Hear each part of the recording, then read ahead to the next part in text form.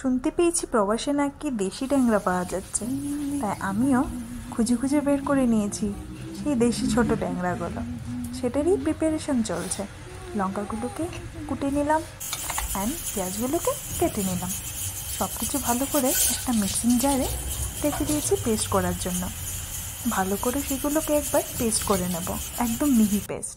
তারপর একটা বেগুন, সেই বেগুনটাকে তোমরা যে যেমন পছন্দ করে সেরকমভাবে সাইজ করে নিতে পারো, কিন্তু আমি আজ লম্বা লম্বা করে কাটছি। জানি না আমার এরকমভাবে কাটতে ভাল লাগে, কারণ মাছটার সঙ্গে বেশ মানায় যেন। দেখবি পরবর্তীতে এই বেগুনগুলোকে আমি আরও ছোট ছোট ফালি ফালি করে নিয়েছি। আর হ্যাঁ, এই মিক্সিটা জাস্ট দারুণ ছিল, এত ভালো সুবাস দিচ্ছিল যে আমি কী বলবো। আর এই রইল আমার ট্যাংরা মাছগুলো। আমি ট্যাংরা মাছ খেতে খুবই ভালোবাসি, তাই আমার এত প্রফুল্লতা এই ট্যাংরা মাছগুলোকে দেখে।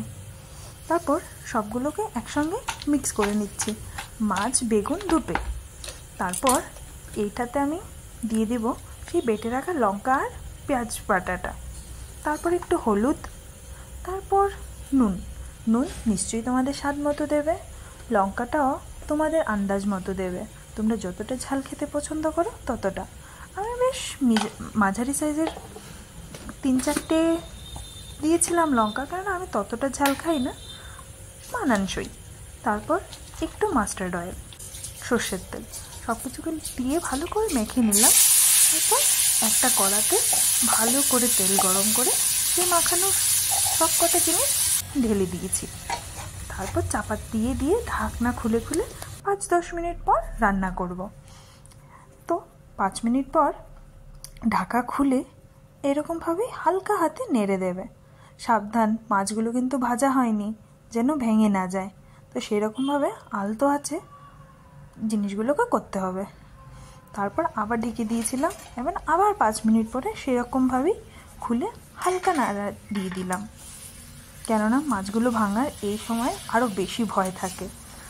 তারপর এই অবস্থায় বা আরেকটু তুমি নিজে থেকে ভেজে নিতে পারো, সেটা তোমার টেস্ট মতো। আমি এতটা ভালোবাসি তাই এতটাই আমি ভেজেছিলাম। অ্যান্ড এই সময় আমি 1 বাটি মতো জল দিয়ে দিয়েছি, সেই বাটি ধোয়া জল দিয়েছিলাম। কিন্তু তোমরা চাইলে গরম জলও দিতে পারো, বাট আমার এরকমভাবে দিতে ভালো লাগে তাই আমি এরকমভাবেই দিয়েছি। তারপর সব কিছুকে ভালো করে আবার মিশিয়ে নিয়েছি। তারপর আচ্ছা, বলে রাখি আরেকটা জিনিস, তোমরা ভাববে যে ওটা আর কী অমন রান্না। আমি জানি সেটা সবাই রান্না করো, ব্যাস আমি কী করে রান্না করি সেটাই তোমাদের সঙ্গে শেয়ার করা। আমার রেসিপি আমি তোমাদের কাছে শেয়ার করছি, তোমাদের রেসিপি যেটা আমার ভালো লাগে কোনো একদিন আমি সেটাও বানিয়ে খাচ্ছি। নিশ্চয়ই তোমরা ট্রাই করো, কীরকম হলো নিশ্চয়ই জানাবে। হ্যাঁ, তারপর যখন জলটা ভালো করে ফুটে উঠেছিল তখন ট্যাংরা মাছগুলোতে জানোই ধনেপাতা খুব ভালো মানায়, তো ধনেপাতা দিয়ে দিয়েছিলাম। আর এই প্লেট সাজিয়ে নিলাম ডিনারে। যদি ভিডিওটা ভালো লেগে থাকে লাইক শেয়ার